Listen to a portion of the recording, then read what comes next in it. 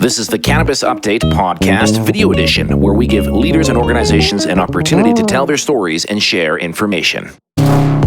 Hey, if you like these videos, make sure that you like and subscribe to this YouTube page as well. And if you prefer audio podcasts, you can find all of these interviews virtually anywhere. Check out cannabisupdate.ca for more details. All right, welcome to the podcast. Thank you for having me. Thanks for coming on. It's exciting to have you. I always research my guests ahead of time. With you was a lot more fun than many people because you got a lot of content on YouTube. Your comedy in particular made me laugh a lot. I posted something on Twitter last week with a clip of your comedy, and people were like, "Can't wait for this one." And I was like, "Yeah, man, totally true." So thank you. Yeah, that was a good set too. You chose a good one. That was the one from the Purple Onion, right? That was a good time. I love weed. It makes me a better parent. Right. My kids know I smoke weed. They know that thanks to weed, Dad will take them to any animated feature ever. What? The panda knows Kung Fu? Hell yeah, get in the car. Is it 3D? Dad loves 3D. You guys go get the tickets. Go, don't look at me, look for cars. Right? Weed and movies go together like weed and movies. You understand? That was an excellent set. I even like how you blanked out just a little bit and made fun of yourself, and you handled it and then got right back into it. I listen to a lot of Joe Rogan, and I hear all these comedians talking about things like getting your routine and dialing it in and working on stuff on stage and all that. And I was like, yeah, that's a perfect example of being a comedian up in front of people and having to kind of maneuver around a little bit with your set, right? Yeah. My set is very free flowing in general. I mean, I have a lot of jokes. It's really more like I've been greatly influenced by the Grateful Dead. So, I have no idea what joke I'm going to tell next. I usually have an idea of what joke I'm going to start with and what joke I want to end on. And other than that, we just start playing the songs, man. We reel off the hits, and sometimes we dig in the crates, and sometimes we just wander off on some long extended Space Jam. Well, it always blows my mind how comedians are able to address people specifically in the audience and have fun with them and make it work. You know, I think that if I stood in front of people with a microphone and said, okay, I'm going to pick on this guy or I'm going to say something funny about that person, I'm not sure I could do it and pull it off, and that's a skill.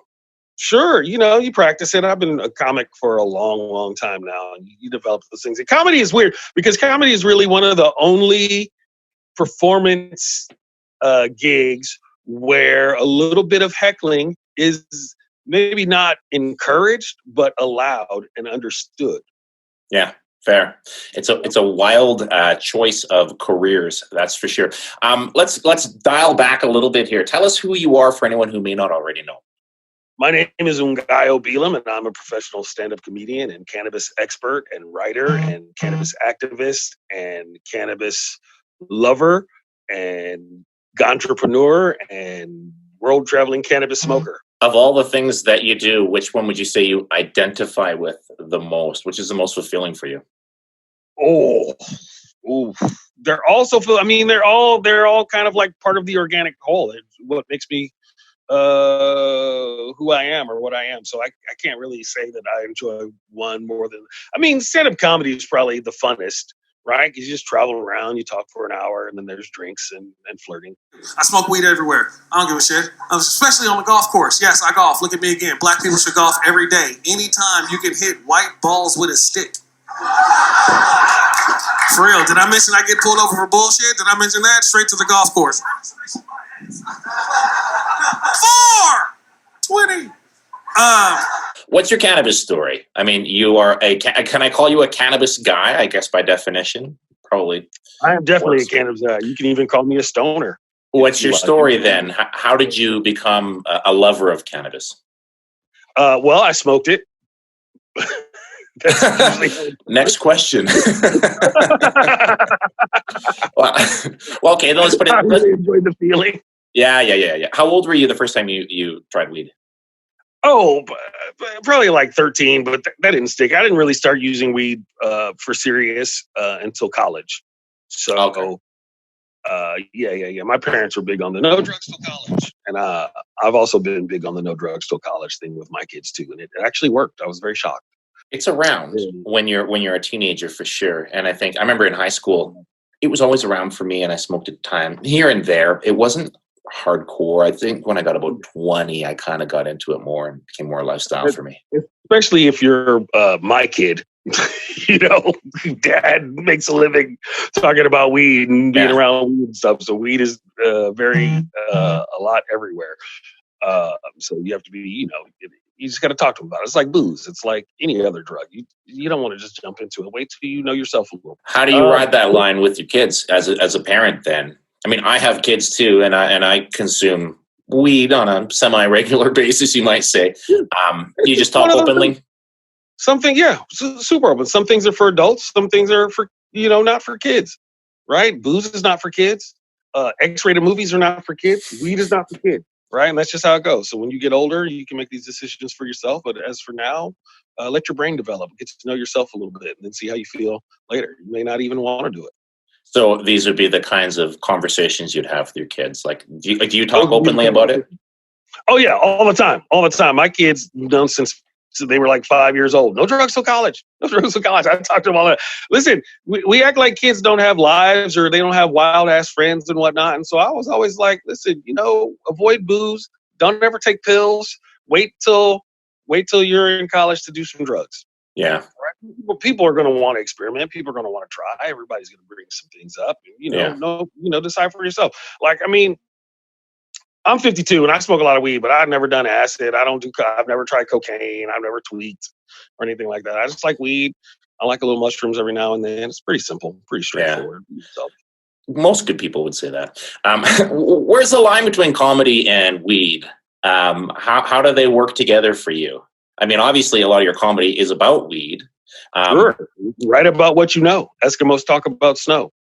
Okay, and do you use cannabis to maybe write to help you sort of come up with concepts to help you perform? What's the old joke or the old adage? Write drunk, edit sober. Yeah. So is that kind of your thing? Like you maybe have a bit of a sesh and then sit down and kind of brainstorm?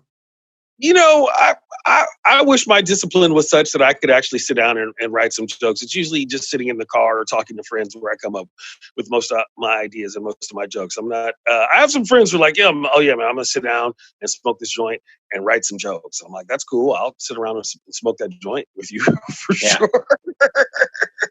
But I don't really know. I've never really consciously tried to look at it that way. It just, it's very organic. It just shows up when it shows up. I've never thought that weed, like, I don't think that weed makes me smarter. I know people say, it makes me more intellectual. I don't find that for me. In fact, sometimes I think I'm a bit of a dummy if I get too stoned. But one thing it has helped me for, I used to make electronic music, and I used to sit in front of a computer for days and write beats, right? And if I smoked a joint, I could sit and pour through every menu of the software and just go like, what does this do? What does that do? And I would be convinced that I was just like breaking this amazing ground. The next day I'd wake up and say, this is trash. But man, did I learn the software deep because I had the patience. Sure. They find that weed helps your ability to micro-focus, to hone in on something. Yeah. So especially something you're interested in. If it's something that's boring, weed will be like, you don't need to do that shit. It's boring, which is why most stoners have really dirty dishes everywhere. But if something is exciting to them, they will focus in on it and learn everything about it and dig deep into it. People hear me talk about drugs. They always give, you do a lot of drugs. I don't do a lot of drugs. I do a few drugs a lot. There's a difference. Right? Mostly I love weed, and I'm up here to dispel some myths because there's some misconceptions, there's some misunderstandings. What about activism and comedy? How do you marry the two? Because, technically, from what I've seen of you online, when you're up there being funny, you're also being an activist. How does that work for you? Right. Secret away. They just think I'm telling jokes. It's supposed to be your point of view. It's supposed to be your thing, right? So, you can't really separate them, I suppose. Like, I don't go out of my way to be overtly political or super didactic when I'm on stage, but I present my point of view and I talk about how I feel and what I think, and it just works out that way. I think it was Alice Walker said, activism is the rent you pay to live on this planet. Right. Fair. And so I try to work within that sort of concept, that idea, and the concept of edutainment as espoused by Boogie Down Productions and KRS-One. Shit, even as you go back to Schoolhouse Rock, right? It's a catchy ass song. You just didn't even realize you're learning shit. Somebody said to me, this is one of the biggest compliments I ever got after a show one time. A young woman came up to me after the show and she said, don't take this the wrong way, but I don't think I've ever learned so much at a comedy show before. Yeah. And I was like, that's really, really sweet. Yeah. Because, everybody, it's not a fucking lecture. Everybody laughs. Everybody has a good time. But it's nice to share knowledge and to share information with people. Well, a lot of your comedy borders around like weed stigma. So how do you utilize weed stigma in a way that doesn't sort of paint sort of a bad picture of stoners in general? Like how do you utilize that? Because I think it's hilarious when you do it. Well, I try to highlight the. I don't know, man. I never really examined it, right? Don't thump a free melon. I try to highlight just the concept, the idea. The idea to me is that stoners are regular people. We're not doing anything wrong, right? We just like to smoke a little weed or a lot of weed, right? Functional stoners. And people try to talk shit. I talk about this all the time. People try to talk shit about stoners or people who use a lot of weed. It was the stoners who got weed legalized. It was the stoners who made it so you could pop down to the local and buy a stack, or you're in Canada, so you can get it delivered to you in 2 to 4 weeks. Or whatever. 2 to 4 weeks, like our Medicare. Yeah, but it's the stoners that are keeping you out of jail, who got everything decriminalized, who made it so you could just walk around town with a sack in your pocket and not have to worry about it. Right. Yeah. So it's not like stoners don't get shit done. It's not like stoners aren't accomplishing things. They just like to smoke weed when they do it. It's a whole group of people.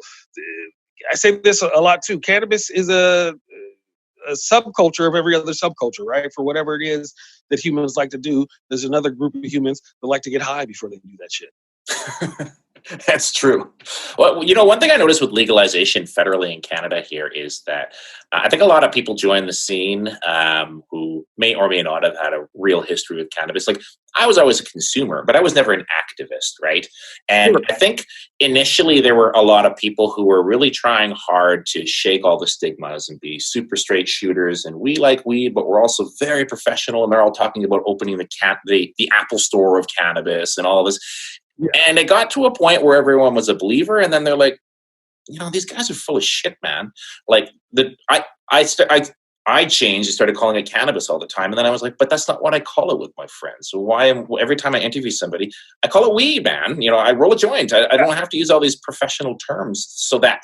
I mean, when we were first starting out, I think there was definitely some sort of advantage to changing the language a little bit, right? Instead of saying doobie or joint, you say pre-rolled cannabis cigarettes, right? Instead of saying getting high, you say patients are allowed to medicate in our lounge. Yeah. Right. And it helps some people to understand the medical effects of cannabis for sure. And it's a weird thing. I'm generally not. It's kind of funny because when we were doing a lot of protests in LA and stuff back in the early days, I was definitely a proponent of dressing up. Like, everybody dress up, wear a nice suit, wear a tie, whatever. So when they look down, it's just not all hippies. Not all tie-dyed. Yeah. Right, all tie-dyed and ridiculous, so you look like a fringe element. But if you dress up a little bit, and they put the camera on you, and you're standing there in your shirt and tie, and you're like, well, I feel that cannabis has a lot of benefits for people, and you guys are taking medicine from sick people. Blah, blah, blah, blah, blah, blah. It has a different effect on people, but I'm also not a tone policer. I'm not one of those guys like, oh my God, dabs are giving people a bad name. Oh, don't show up in your tie-dye. You give weed a bad name. Fuck that. The people who don't like weed are never going to like weed, no matter what you do. Right? Martin Luther King wore a suit all the goddamn time. He was still assassinated. Mm-hmm. Right? So, and I'm not comparing the medical cannabis movement to the civil rights movement, by the way. Yeah, no worries. I wasn't. I'm just using it as an example. Yeah. Right?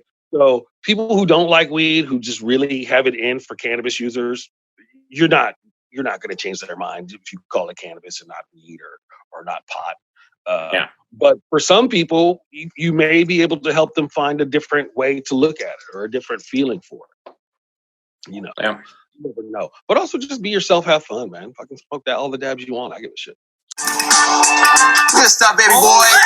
So when you cook food, you can't just eat a raw nugget of marijuana. You won't really feel any effects. Although you might enjoy the flavor. It's known for its high THC count, so be careful. Sounds amazing. You guys are going to get stoned. When you consume cannabis internally as opposed to just smoking it, the THC is metabolized by your liver, and that gives you a completely different set of effects, and it comes on a lot stronger. You did a show called Cooking on High, I had read. Yes, I did. Can you talk to me a little bit about that? It's still on the Netflix. It's kind of like Chopped with weed. We would have two chefs, and they would have a theme. Today's theme is breakfast, and then they have to make some sort of cannabis-infused breakfast, and I would introduce the strain of the day. This is an amnesia haze. It comes from the old African land race. It's known for its buzzy, uplifting sativa-like effects. And then we sit around and talk shit and have a good time. How natural is that stuff? You ever heard of the show called Weed Wars? I interviewed Andrew D'Angelo, I don't know, a few months ago, and he talked about way back. I know Angelo and Stephen from way back. I remember that show. That's they jumped into this Weed Wars concept, and they were really happy about it because they felt like it would help them send an activist message out, a positive message about cannabis. But he said what ended up happening is that they edited it differently than how he felt things actually went down once it got to air. Was it the same for you in the cooking show?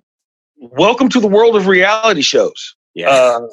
My friends get mad at me because whenever we try to watch a reality show, I'm always like, they got 4 cameras in there? Look at how they edited that. Look at the clip. Look at the jump. Blah, blah, blah, blah, blah, blah, blah. And they're like, dude, you're ruining the whole thing. I'm like, well, it's not really reality. It's a show. Yeah. We're fortunate that it's a cooking show, so it's more like sports, right? It's more like a sports competition. And if you think about it, sports shows are really the original reality shows. They're live. There's certain rules. It's a competition. You can see everybody's face on the sideline. Some cats step up. Some cats have problems. Yeah. So they weren't trying to create controversy or anything like that. No, we're just trying to cook good food and have a good time and talk a lot of shit, which is really how I like to live. Do you eat a lot of cannabis since you did a show like that? Is that one of your favorite ways of ingesting? I eat a decent amount of cannabis. I don't eat. My weed doctor thinks I should eat more weed, actually. I think it's better for you than smoking it, than combustion. That's what they say. I like to smoke weed. It's a thing. It's a vibe. It's a ritual. So if you're going to sit down on a Friday night and eat some weed, what kind of dose are you into? Everybody's different, right? I mean, I have friends who can eat 200 milligrams. I can't even touch that. I can't eat 200 milligrams. 200 milligrams changed my whole week. I'm usually in the 15 to 20 milligram range. Which is apparently high for some people. I don't know. I've definitely been over medicated a time or two before, but it's not a big deal. We have CBD now. You can nip that high right in the bud anytime you want. I guess the jury's out on quite how effective that is, but it'll definitely. I find it to be quite effective for me. Whenever I've too stoned, a CBD coffee or some sort of CBD tincture usually smooths me out. How has your life, your activism, your comedy, your everything that sort of is encompassed by cannabis, how's it changed from 10 years ago to today? Well, it's there's a lot more call for it. 10, 15, 20, 25 years ago, I got a lot of junk. I got a lot of flack all the time. Oh, all you do is talk about weed. We don't fucking stoner comics. Blah, blah, blah, blah, blah. That shit's illegal. Yada, yada, yada. We don't want you at our club. And now it's like, hey, we need some people who know some things about weed and are kind of funny and comfortable on camera. And then they call Doug Benson, and then they call me after he says no. But so it's going okay. Yeah. Do you have any comedians that you like that are kind of like known as weed activists or weed proponents, other than yourself?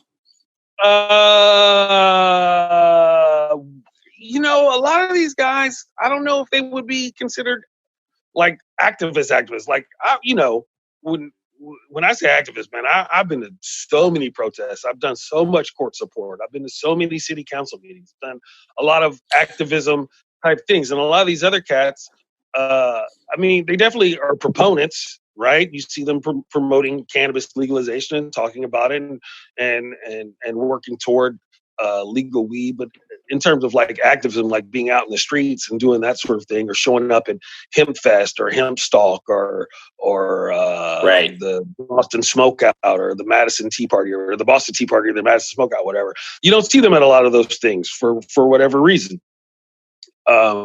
Which is cool, man. But every little bit helps, right? Everybody does their own thing. Mm-hmm. So, but there's 10, 15 years ago, it was maybe me and maybe 3 other people who would talk about weed a decent amount on stage. And now everybody's got a weed joke. Everybody's got a couple of jokes about dispensaries or getting stoned, or the time they got too high, or the time their buddy got too high, and it's great. It's great. Did you notice in the last couple of years, California legalized January 1st, 2018, I think, and then there was us in October. And did you find that once we were able to access legal cannabis, whether you choose legal or not, immediately sort of the mindset went from weed to psychedelics? Do you find that, like, on all the cannabis circles that I talk to, say on Twitter and stuff, all of a sudden it's like, now we're pushing for psychedelics. Now we're talking more about magic mushrooms openly and all that. Has that changed for you? I don't think it was immediately, but I mean, it makes sense, right? So once you legalize weed, and weed is legal. I mean, listen, it's not perfect. There's still a lot to do in the legalization realm or sphere or whatnot. It's not a perfect system yet. It's going to take time. Governments are just slow. Mm-hmm. But you look for the next big thing to push forward, right? And why should magic mushrooms be illegal? Why should you go to jail because you like mushrooms? Why should you go to jail because you have a little LSD? Why should you go to jail because you have peyote growing in your backyard? That doesn't make any sense. Education is always preferable to prohibition in just about everything except for murder. But you can teach people not to murder.